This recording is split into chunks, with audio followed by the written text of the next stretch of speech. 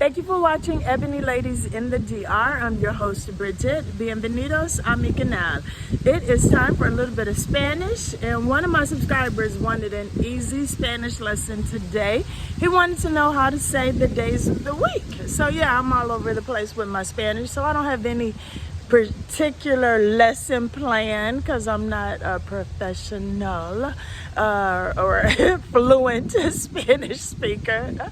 So we're going to start with the days of the week. Monday, Lunes, Martes, Miercoles, Jueves, Viernes, Sabado, and Domingo.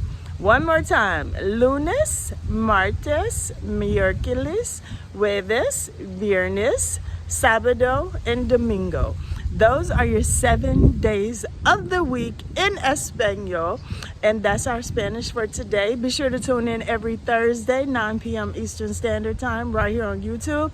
Hit your like, subscribe, and share button. Turn on your notification bell so that you can get your little bit of Spanish. And I am feeling a little bit better. I got some exercise in this morning. I'm enjoying the sunshine, so I hope you all have a wonderful day, and thank y'all for tuning in. See you tomorrow.